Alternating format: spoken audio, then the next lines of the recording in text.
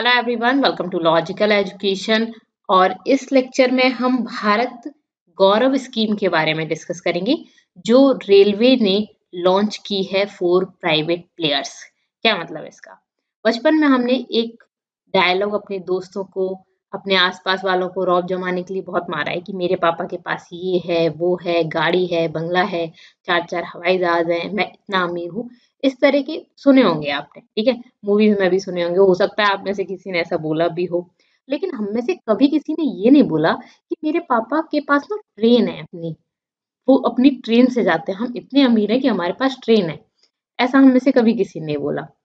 लेकिन आपके बच्चे ऐसा बोल सकते हैं। क्यों? क्योंकि ये स्कीम जो भारत गौरव स्कीम है, ये प्राइवेट प्लेयर्स के लिए है।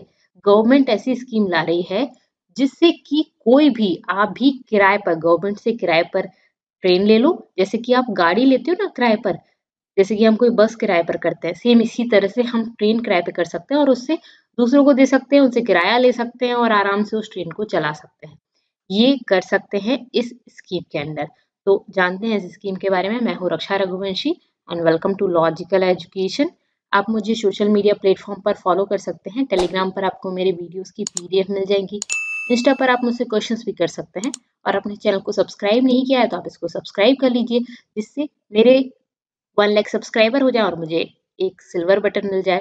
ठीक है, तो प्लीज जल्दी जल्दी से सब्सक्राइब करिए, जिससे कि मेरा ये टारगेट कंप्लीट हो। और आपका टारगेट ये है कि आप पूरा लेक्चर देखिए, उसके बाद एग्जाम निकालिए। चलिए बात करते हैं इस न्यूज के बारे में। सबसे पहले तो देखिए, 23 नवंबर को इंडियन रेलवे ने लॉन्च की भारत गौरव स्कीम।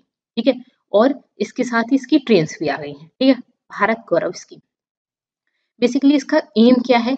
तो इसका एम ना किसी को ट्रेन देना नहीं है। इसका एम मेन ये है कि टूरिज्म बढ़ाना है।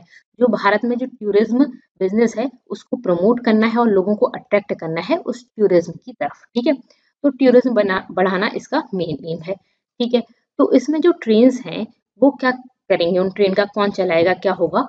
तो train will be operated by private players. कोई प्राइवेट प्लेयर्स, जैसे कि लाइक मैं खरीदना चाहूँ, अगर मेरे पास इतना पैसा है तो पहली चीज पैसा चाहिए, तो ऑब्वियसली तो पैसा है तो मैं खरीद सकती हूँ। मैं कुछ लोगों के साथ मिलके खरीद सकती हूँ। कोई स्टेट गवर्नमेंट खरीद सकती है। खरीद इन द सेंस गवर्नमेंट से किराए पर ले सकती है। ठीक है, private players and run on theme based circuit. क्या मतलब है? जैसे टूरिस्ट के लिए है। बेसिकली कोई टूरिस्ट प्लेसेस होंगी, अब आपको उससे बिजनेस करना पड़ेगा। इतनी बड़ी ट्रेन तो घर में रख के बैठ नहीं सकते। ठीक है, तो बेसिकली क्या है कि ये जो ट्रेन्स हैं उनको ऑपरेट कर सकता है कोई भी प्राइवेट प्लेयर। उनको किस तरह से चलाएगा? थीम बेस्ड सर्किट, मतलब कि टूरिस्ट वाली जगह, जैसे कि लाइक एमपी हो गया। ठीक है, तो एमपी में जो जो जैसे पचमढ़ी हो गया, ओरछा हो गया, तो इन जगह को कनेक्ट करें तो इस तरह की थीम बेस्ड सर्किट होगा। जैसे कि रामायण जो ट्रेन है, तो वो राम भगवान जहाँ जहाँ पे उनकी जर्नी जो जो हुआ वो जगह लेके जाती है। तो सेम इसी तरह से इसमें भी हो जाएगा। ठीक है, okay. Through this policy railways has liberalized and simplified a part of operations and offer operator the right of use of its racks। तो बेसिकली हम ट्रेन के जो रैक है उनको यूज कर सकते हैं। And infrastructure that was otherwise carried out mostly bye IRCTC. ठीक है, तो आईआरसीटीसी करती थी, अभी तक आईआरसीटीसी सब करती है। तो बेसिकली अब हम लोग भी, कोई प्राइवेट पर्सन भी ये काम कर सकता है। ग्रुप ऑफ पीपल ने कोई अपनी कंपनी बना ली, उन लोगों ने इस तरह का काम स्टार्ट कर दिया तो कर सकते हैं। ठीक है, तो इस तरह से जो ये पॉलिसी है इसमें रेलवे ने लिबरलाइज किया है, सिंप्लीफाइड किया है। ठीक है, उसके कुछ पार्ट ऑफ ऑपरेशंस को, और यहाँ पे लोग यूज कर सकते हैं, इसको ले सकते हैं। एक तरह से किराए पे ले लिए, जैसे कि हम किसी की कार या बस किराए पे ले लेते हैं और फिर उसको चलाते हैं। ठीक है, हमारे पास इतना पैसा नहीं कि हम एक बस खरीद सकें, तो किसी पर्सन ने बस खरीद ली और हमने उसे किराए पे ले ली। हम 1 साल में आपको इतना पैसा देंगे, लीज पे ले लेते हैं। ठीक है, तो इस तरह से ये ट्रेन जो है उसको भी लीज पे लिया जा सकता है। ओके, ठीक है। ये प्राइवेटाइजेशन नहीं है। पहली चीज तो लोगों को ये हो जाएगा कि यार गवर्नमेंट सारी चीजें प्राइवेट ही कर रही है, तो ये प्राइवेटाइजेशन नहीं है। ये किसी को इस तरह से नहीं दिए कि आप रखे रहो उसको। कोई पर्सन चाहे तो 2 साल के लिए, और इसमें जो टाइम है वो बता दूंगी मैं, तो उसके लिए ले सकता है। ठीक है, ये प्राइवेटाइजेशन नहीं है। ओके, अब क्या है कि अब ट्रेन का थर्ड सेगमेंट होगा टूरिज्म के लिए। क्या मतलब है? अभी तक ना सिर्फ इंडियन रेलवे में 2 सेगमेंट हुआ करते थे। 2 सेगमेंट कौन-कौन से? एक तो गुड्स सेगमेंट होता था जिससे सामान की डिलीवरी करते थे, गुड्स ट्रेन होती थी, ठीक है? जिसमें सामान वगैरह इधर से उधर भेजा जाता था। दूसरा होता था पैसेंजर सेगमेंट जिसमें हम बैठ के जाते थे, लोकल हो और third AC, second AC, first AC ये सब भी हो तो इन सभी का मतलब पैसेंजर ट्रेन ही होती है जिसमें पैसेंजर्स जाते हैं, ठीक है? तो पैसेंजर ट्रेन्स होती थी, गुड्स ट्रेन्स होती थी। अब थर्ड सेगमेंट भी आ गया जो टूरिज्म के लिए होगा। इसमें भी पैसेंजर ही जाएंगे, ऐसा नहीं कि पैसेंजर नहीं जाएंगे, लेकिन तीसरा अलग से बना दिया गया है टूरिज्म के लिए। ये ट्रेन टूरिज्म के लिए चलेंगे। ओके, ठीक है। Now regular trains that will run as per time table, ठीक है। सॉरी, ये रेगुलर ट्रेन नहीं है जैसे कि बाकी सब ट्रेन चलती है पैसेंजर ट्रेन। इनका एक टाइम होगा, जैसे कि किसी स्टेट गवर्नमेंट ने लिया है तो इस टाइम पर जैसे रामायण जो है तो वो सारी जगह घुमाती है। इसमें भी इस तरह से देखा जा सकता है कि कौन सी जगह किस टाइम पर घूमने के लिए है, टूरिस्ट कब आते हैं, तो उस हिसाब से कोई पर्सन जैसा चाहे वैसा कर सकता है। स्टेट गवर्नमेंट भी ले सकती है तो वो भी अपने अकॉर्डिंग कर सकती है, ठीक है। ओके, अब ये भारत गौरव स्कीम में है क्या? बेसिकली कोई भी ऑपरेटर, कोई भी सर्विस प्रोवाइडर, ठीक है, सोसाइटीज और इसके अलावा स्टेट गवर्नमेंट कोई भी इसको ले सकता है लीज पर ट्रेन को फ्रॉम इंडियन रेलवे, ठीक है। और इनको चला सकता है थीम बेस्ड सर्किट्स पर। स्पेशल टूरिज्म पैकेज होगा 2 दिन का, 4 दिन का, 6 दिन का, जैसा भी, ठीक है। ये पैकेज ये कराएंगे। अब इसमें क्या टेन्योर कितना होगा? तो टेन्योर मतलब कि कोई भी जो प्राइवेट सर्विस प्रोवाइडर जो भी है वो इसको जब ले रहा है ना, तो सिर्फ ऐसा नहीं कि ट्रेन में एक जगह से दूसरी जगह छोड़ दिया। ये पूरा का पूरा टूर पैकेज होगा। जैसे कि 3 दिन आपको घुमाना है या 4 दिन का घुमाना है तो पूरा का पूरा टूर होगा इन प्लेसेस का। तो सेम उसी तरह से टूर होगा और ये क्लियर है, ठीक है। अब टेन्योर कितना है? तो टेन्योर इसका 2 साल का। तो ये लीज पे ली जाएगी ना गवर्नमेंट से, तो ऐसा नहीं है कि बस आपने 2 महीने 3 महीने के लिए, मिनिमम आपको 2 साल के लिए लेनी पड़ेगी। और मैक्सिमम कितना भी ले सकते हो। कितना में भी मतलब एक जो भी आपका अग्रीमेंट होगा उसके अकॉर्डिंग होता। और यहाँ पे जो कॉर्डर लाइफ है इसका मतलब ये है कि जब तक, जैसे कि ये जो कोचेज होते हैं उनकी कॉर्डर लाइफ 25 अप्रोक्स होती है, मतलब इतने में कुछ ये खत्म हो जाएंगे और कुछ की 35 भी होती है, ठीक है। तो इसकी जब तक लाइफ है तब तक आप इसको ले सकते हो। तो ये तो डिपेंड करता है, कोई पैसों की जिस तरह से बात हो जाए उसके अकॉर्डिंग होगा, ठीक है। ओके, क्लियर है। Operator has the freedom to decide the route. अब यहाँ पे जो पर्सन ले रहा है उसके पास ये फ्रीडम होगी कि कौन से रूट पे चलाना है उसको जहाँ ज्यादा फायदा लगेगा वो वहां चला लेगा, या जहाँ पे अभी तक नहीं चल रही वहां पे चला सकता है। तो अपने हिसाब से होगा, ठीक है। फॉल्ट कौन कौन सी जगह पे रुकना चाहिए, कौन कौन सी जगह पे उसको फायदा दिख रहा है कि टूरिस्ट यहाँ जाना पसंद करते हैं, बाकी इन जगह पे जाना नहीं पसंद करते। Okay, service provided and tariff, कितना उनसे किराया लेना है वो भी वो डिसाइड कर सकता है, ठीक है। कौन कौन सी सर्विस प्रोवाइड करनी है वो सब डिसाइड कर सकता है। यहाँ जो ऑपरेटर होगा ना उसी की रिस्पॉन्सिबिलिटी होगी कि होटल लोगों के लिए होटल कैसे मैनेज करना है, क्या करना है, और उनको फूड वगैरह वो सब भी इसी प्राइवेट पर्सन की रिस्पॉन्सिबिलिटी होगी, ठीक है, जो भी सर्विस प्रोवाइड कर रहा है। और रेलवे यहाँ पे क्या करेगा? तो रेलवे यहाँ पे ट्रेन को चलाने के लिए एक पर्सन देगा, ठीक है। तो जो ड्राइवर होगा वो रेलवे देगा, ठीक है। वो कोई प्राइवेट ऑपरेटर नहीं, किसी को भी रख ले वो तो, ठीक है। तो ये तो अच्छे खासे जो लोग सीख चुके होते हैं, जो लोग एग्जाम निकाल चुके होते हैं, तो उन्हीं को ही रखा जाएगा, ठीक है। तो वो देगा रेलवे, ठीक है। इसके अलावा और क्या बाकी जो भी स्टाफ होगा वो रेलवे का होगा, लेकिन ये जो खाना वगैरह देने वाला जो स्टाफ है वो जो ऑपरेटर है उसका होगा, ठीक है। ओके, और क्या है? Bharat Gaurav operator will also have to propose a similar business model. ये भी प्रपोज कर सकता है where in it takes care of local transport, sightseeing, food, local stays, ये सब चीजें देखेगा। तो ये मैं बता ही चुकी हूँ आपको, ठीक है। तो ये भी हो जाएगा यहाँ पे। एनीवन अप्रोच कर सकता है, कोई भी अप्रोच कर सकता है इसको, ठीक है। लीज पर ले सकता है 3033 conventional integral coach factory design coaches को, ठीक है। तो ये कोई भी ले सकता है और ये जो कोचेस हैं वही, ठीक है। ये जो इंटीग्रल कोच फैक्ट्री ये डिजाइन करती है कोचेस, ठीक है। उसके बाद if operator finds it feasible, अगर उसको लगता है कि मेरे लिए फायदेमंद है, मैं कर सकता हूँ, तो ये यहाँ पे परचेज भी कर सकता है रेक्स को from Indian railway production units और उनको चला सकता है, ठीक है। क्लियर है? ओके, अब इस पॉलिसी में और क्या है? तो जो ट्रेन है ना उस ट्रेन में कितने कोचेस होंगे? तो 14 से 20 कोचेस होंगे, जिसमें जो गार्ड कोचेस और SLR इंक्लूडेड होंगे, ठीक है।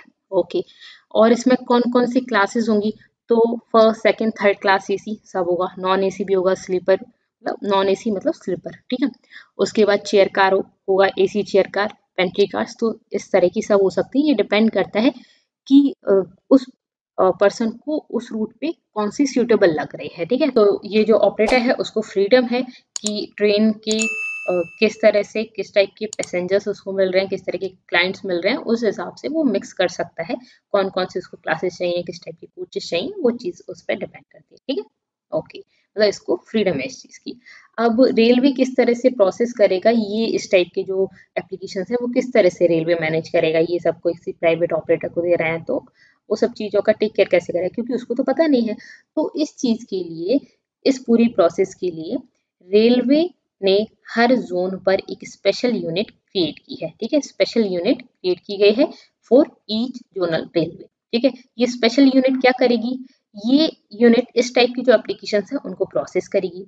स्टार्टिंग में कोई भी स्टेट गवर्नमेंट अगर इसको लीज पे ले रही है या कोई भी प्राइवेट पर्सन कोई इसको लीज पे ले रहा है, कंपनी लीज पे ले रही है, तो उसको तो सारी चीजें नहीं पता है, ठीक है। तो उसको बताएगी, फिर end to end procedural requirements क्या है ऑपरेटर के लिए वो बताएगी। तो ये सब काम इस स्पेशल यूनिट का है, ठीक है। मतलब बेसिकली ट्रेनिंग देना एक तरह से बोल सकते हो, उनको जो जरूरत है वो चीजें प्रोवाइड करेगी। फिर ये यूनिट है, ये हेल्प करेगी ऑपरेटर की। यहाँ पर जो रास्ते किस तरह से बनाए जाने हैं वो भी किसी को नहीं पता, वो भी रेलवे को ज़्यादा अच्छे से पता है। तो फिर जो रास्ते हैं वो कहाँ से कहाँ तक किए जाएं, जैसे मैंने बता दिया कि इस जगह से इस जगह पर और ये 4 जगह मुझे यहाँ पे कनेक्ट करनी है और ये मेरा रूट रहेगा, ठीक है। तो ये रूट कहाँ से कहाँ होना चाहिए, बाकी ट्रेन कहाँ से कहाँ चल रही हैं, तो उस तरह से किस तरह का रूट हो क्या हो, वो सब चीज़ें इसमें ये हेल्प करेंगे, ठीक है। दोनों मिलके साथ में कर सकते हैं। Public outreach carrying out necessary approval जो भी चाहिए होंगे वो इसको हेल्प करेगी ये सब बनाने में, ठीक है। Idea is to provide operators a place to go. ये क्यों किया गया है ये स्पेशल यूनिट, ये इसलिए की गई है कि जो ऑपरेटर्स हैं वो इधर उधर ना भागते रहें, इसके लिए यहाँ चले जाओ, गवर्नमेंट में ऐसे होता है ना, ये काम कराना वहाँ चले जाओ, वहाँ से बोल दिया उन्होंने वहाँ चले जाओ, तो ये सब चीज़ें ना हो, एक सिंगल विंडो मिल जाए जहाँ पे उनको जो ज़रूरत है वो वहाँ जाके बात कर सकें, इंटरेक्ट कर सकें और उनको वो सोल्यूशन उसी टाइम मिल जाए, ठीक है, इधर उधर भागा दौड़ी ना हो। ओके, अब इस तरह की और ट्रेन भी है, तो हाँ अभी भी IRCTC इस तरह की थीम बेस्ड टूरिस्ट ट्रेन चला रहा है, जैसे कि मैंने रामायण के बारे में बताया। ये उन जगह पे चलती है जहाँ पे राम भगवान जी ने अपने अपने जो काम किए थे, जहाँ पैदा हुए थे, फिर वो सारी जगह जो है उनको कनेक्ट करती है, ठीक है। तो इस तरह की एक और ट्रेन भी है, जैसे कि गुरु कृपा है। गुरु कृपा वो सारी प्लेसेस को कनेक्ट करती है जो गुरु नानक जी से रिलेटेड है, ठीक है। रामायण एक्सप्रेस जो है वो आपकी कौन कौन सी जगह को कनेक्ट करती है, जो भगवान राम से रिलेटेड है। इसके अलावा और भी इस तरह की, जैसे ये जो स्कीम बताई मैंने, इस स्कीम जैसी और स्कीम्स भी हैं, ठीक है। एक है स्वदेश दर्शन स्कीम, ठीक है। स्वदेश दर्शन ये टूरिज्म से ही रिलेटेड है। प्रसाद स्कीम बुद्धिस्ट, तो जो बुद्ध की जो जगह है मेन उन जगह को जोड़ती है ये। देखो अपना देश इनिशिएटिव, तो इस तरह की और भी स्कीम्स है, ठीक है, जो टूरिज्म को बढ़ावा देती हैं। अब टूरिज्म के लिए हम इतना कुछ क्यों कर रहे हैं और इस स्कीम के बेनिफिट्स क्या हैं, ठीक है। तो सबसे पहली चीज यहाँ पर बेनिफिट ये है कि अभी हमारे देश में अगर हम बात करें, अगर हम अपने पेरेंट्स से बात करें, तो टूरिज्म की अगर हम उसे बोलें कि यार घूमने चले जाओ, जैसे मैं अपने पेरेंट्स से अगर बोलूँ कि घूमने चले जाओ, बोले अरे यार अब ये और कर लेते हैं फिर चले जाएंगे, फिर ये और कर लेते हैं फिर चले जाएंगे, अरे वहाँ तो हम नहीं जा रहे, यहाँ चले जाएंगे, ठीक है। तो उनका ना ऐसे ये और कर लेते हैं, ये और कर लेते, अब तेरी शादी कर देते हैं फिर चले जाएंगे, अब उसकी शादी कर देते हैं फिर चले जाएंगे, तो इस तरह से वो पोस्टपोन करते रहते हैं, नहीं जाते हैं, ठीक है। हम एक बार को जो हमारी जनरेशन है वो थोड़ा टूरिज्म पसंद करती है, वो घूमना फिरना पसंद करती है, तो हम चले जाते हैं, ठीक है। थोड़ा सा हम जाने लग गए हैं, हमारे पेरेंट्स और कम जाते थे, ठीक है। उनके पेरेंट्स को देखा जाए तो वो और कम जाते थे। तो एक तो इसका बहुत सारे फायदे हैं जो इसमें नहीं लिखे गए हैं, वो भी मैं आपको बता देती हूँ। हैप्पीनेस, ठीक है, इसके अलावा माइंड फ्रेश हो जाता है, तो बहुत सारी चीजें अलग भी है, तो टूरिज्म होना चाहिए, ठीक है। अब मेन चीज ये है कि इंडिया की GDP बढ़े। अब जो एक्चुअल मुद्दे हैं उन पे आते हैं कि इंडिया की GDP बढ़े। GDP कैसे बढ़ेगी, लोग घूमेंगे फिरेंगे खर्च करेंगे, तो फिर दूसरे लोगों के पास जिनको खर्च किया है उनके पास भी तो पैसा आएगा, शॉप्स वगैरह पे खाना खाएंगे, तो वो क्या होगा, उन लोगों के पास भी पैसा जाएगा, ठीक है। अगर उन लोगों के पास पैसा जा रहा है, ट्रेन से जा रहे हैं, टिकट करा रहे हैं, तो वो लोगों के पास पैसा पहुंचा तो वो भी घूमेंगे फिरेंगे, वो करेंगे, या वो भी कहीं खर्च करेंगे, सामान खरीदेंगे। तो इस तरह से जो पैसा है ना उसका सर्कुलेशन होते रहना चाहिए, जिससे कि जीडीपी बढ़ती है। ठीक है, तो हमें अपनी जो ग्रोथ करनी है, जीडीपी बढ़ानी है, उसमें टूरिज्म का बहुत बड़ा हाथ है। ठीक है, तो ये चीज है।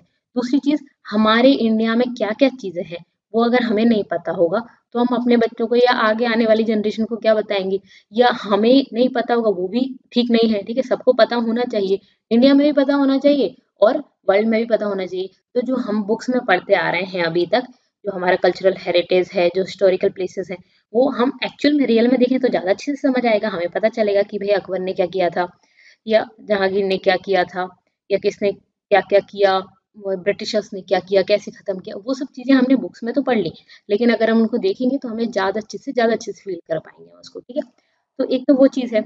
दूसरी चीज़ ये है कि इससे टूरिज्म बढ़ेगा, जिसको मैंने आपको बता ही दिया है। अब टूरिज्म बढ़ने का क्या फ़ायदा होगा कि आपकी इकोनॉमी बढ़ेगी, और इकोनॉमी जितने भी आपने डेवलप्ड कंट्रीज देखी होंगी उनमें टूरिज्म आपने काफ़ी एक मेन हिस्सा देखा होगा जीडीपी का। ठीक है, यहाँ पे world travel and tourism council ने बोला है कि ट्रेवल और टूरिज्म इंडस्ट्री जो है उसका कंट्रीब्यूशन रहा है जीडीपी में 121.9 बिलियन डॉलर। ठीक है, 2020 में कोविड होने के बावजूद मैं भी जैसे 2 जगह गई, इस तरह से मैं समझ सकती हूँ कि सभी लोग घूमने गए होंगे। ठीक है, तो कोविड होने के बाद भी लोग घूमने गए हैं। उसका रीजन क्या है कि इतने टाइम तक हम एक रूम में ही बंद रहे, तो लोगों को लगा कि नहीं यार घूमना चाहिए। जब कोविड थोड़ा बहुत कम रहा, सेफली लोग घूमने गए हैं। लेकिन ठीक है, तो इसका मतलब ये है कि 2020 के टाइम पर भी इतना सारा पैसा 121 बिलियन डॉलर, और 0.9 है यहाँ पे। ठीक है, करीब करीब 122 ही बोल दो आप। ठीक है, तो इतना बिलियन डॉलर जो है वो हमने घूमने में खर्च किया है, ट्रेवल में। अब उसमें खर्च किया है तो इसका मतलब फिर जीडीपी बढ़ेगी, और ये एक्सपेक्टेड है कि 2028 तक ये कितना हो जाएगा, 512 बिलियन डॉलर हो जाएगा। मतलब कि एक अच्छा खासा पैसा, इतना सारा पैसा जो है लोग घूमने में खर्च करते हैं। ठीक है, ये छोटा अमाउंट नहीं है। ठीक है, ये बिलियंस में अमाउंट है और हम डॉलर में बात कर रहे हैं। तो इतना सारा पैसा हम घूमने में खर्च करते हैं, इसका मतलब वहां पर हम चीजें खरीद रहे हैं, जा रहे हैं, तो ये एक फायदा है। दूसरी चीज है travel and tourism competitiveness report 2019 में आई थी, जिसमें इंडिया की 34th रैंक थी, मतलब घूमने में। ठीक है, ट्रेवलिंग में। अब आप बोलोगे कि मैम आप थोड़ी देर पहले तो बोल रही थी कि लोग घूमने ही पसंद नहीं करते। हाँ, आजकल करने लग गए हैं, बट अगर हम अपने से थोड़ा पीछे वाली जनरेशन की बात करें तो जनरली आप ऐसे देखोगे यार, एक काम करते हैं, अयोध्या चले जाते हैं, दूसरा चलते हैं चार धाम घुमाते हैं, इस तरह की जनरली लेते हैं। ठीक है, तो अगर घूमने की बोले तो अयोध्या, मथुरा और चार धाम। ठीक है, ये तो हमारे यहाँ चार धाम तो खैर चलता ही है। ठीक है, तो ये प्लेसेस अगर घूमने का बोले तो एक पर्सन अपनी लाइफ में ये प्लेसेस घूमना चाहता है, चाहता था, अब ऐसा नहीं है। तो उनको लगता था अगर मैंने ये घूम लिया मैंने सब कर लिया। ठीक है, तो अब लेकिन टूरिज्म अच्छा खासा बढ़ा है, अब लोगों की को लगता है कि नहीं घूमना चाहिए, हर साल में 1 या 2 विजिट होनी चाहिए। 34th रैंक है इंडिया की 140 कंट्रीज में। ओके, ठीक है, तो ये हमने डिस्कस किया, तो टूरिज्म में क्यों इंपॉर्टेंट है, इससे क्या फायदा होंगे, वो सब चीजें भी हमने डिस्कस की। और मोस्ट इम्पॉर्टेंटली ये एक बहुत अच्छी सी न्यूज लगी मुझे तो, कि हाँ प्राइवेट लोग भी जैसे स्टेट गवर्नमेंट या जिसके पास भी पैसा हो वो इस तरह का काम कर सकता है। पहले बचपन में हम देखते थे, एक जोक मुझे बहुत अच्छे से याद है कि मेरे पास एक मूवी में दिखाते हैं कि मेरे घर के बाहर ट्रेन खड़ी हुई है, तो बोलते क्या तो वो पर्सन बोलता है कि ओ सॉरी, ट्रेन तो पर्सनल होती है, नहीं मेरे पास ट्रेन है।